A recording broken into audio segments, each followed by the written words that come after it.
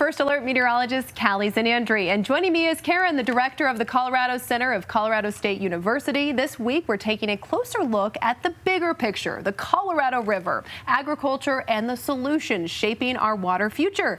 Karen, Colorado is often called a headwater state. What does that mean, and why is it so important when it comes to our water supply? Thank you. Yes, the Colorado is a headwater state. We receive a lot of precipitation in the form of snow that then is distributed to 18 other states and Mexico. So because we're home of those Rocky Mountains where we get that snowpack, it's an important water supply in the arid West for many downstream states. Now, much of that water feeds into the Colorado River system, and we hear the term overallocation a lot when we're talking about the Colorado River. What does that actually mean in practical terms for people living here?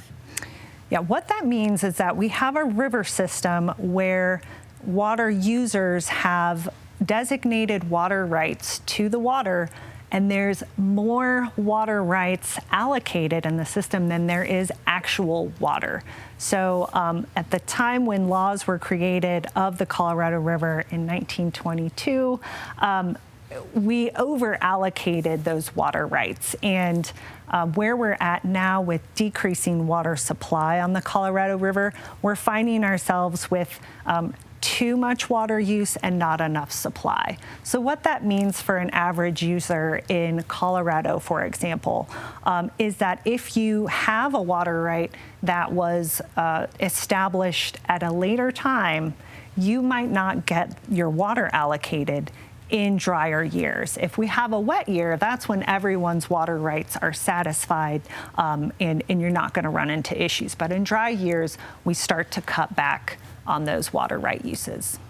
And that's what we're in right now, correct? Correct. Yeah, with the current drought. Now, this is a big issue, but it also has ripple effects. Why does that over allocation matter when it comes to both water supply and water quality? For water supply, it matters especially in the context of the Colorado River Basin, where we have agreements with other states and Mexico, because we are a headwater state, to provide a certain amount of water to them every year. And when water supply is more scarce, when we have drought years, it can become more challenging to make those agreements, to fulfill those agreements. And so that is one particular challenge. With water quality, what we see is with less water in the system, we can get an accumulation of pollutants or salinity in our systems and less water to flush those out. So that can also be a concern. Now, another big piece of the conservation is agriculture. Agriculture uses the majority of Colorado's water. What do people need to better understand about how that water is used? Great question. Agricultural water use is actually fairly complicated. And what's important for people to understand is that agricultural water users are, for the most part, becoming more efficient in their water use. So they're putting in practices, instead of flooding their fields with flood irrigation, maybe they're using sprinkler systems that more efficiently deliver water to their crops. There's a lot of adoption of new technologies as well to further increase efficiency, in addition to transitioning to lower water use crops so that we're conserving water for the system.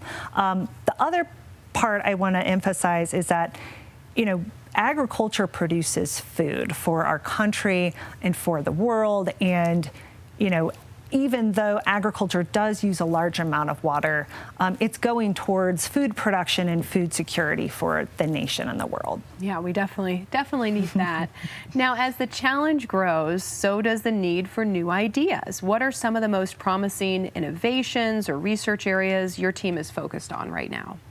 I would say one of the most exciting areas is really in the agricultural technology space. And so using, artificial intelligence, using drones to really hone in on precision agriculture, precision application of water, so that we're delivering the right amount of water at the right time to crops and we're not overusing that water. Additionally, there's a lot of exciting work going on with research on these lower water use crops. So instead of growing alfalfa as a forage for our cattle, which is a big part of the agricultural economy in Colorado, can we switch to some lower water use crops that are going to provide that same nutritional value, but just use less water? And you're talking about these solutions. The problem right now is at hand. How long until some of these are implemented and that we can see some of these changes? So we are doing pilot demonstration projects on field plots right now.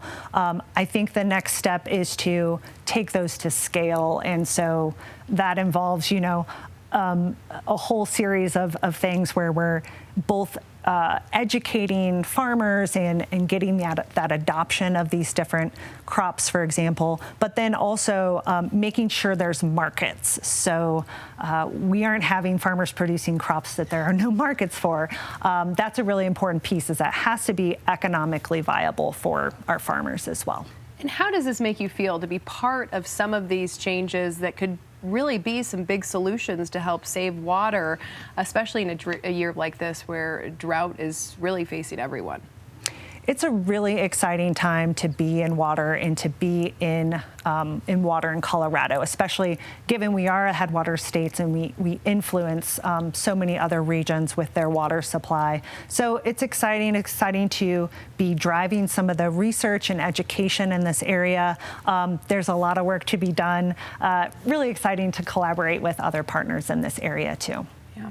Well, thank you so much for all the work that you're putting into this and how you're going to hopefully help so many in the future with some of the things that you're working on with your team. So thanks for being here. Thank you so much for having me. Yeah, well, thank you, Karen, and we really appreciate your insight on this complex issue.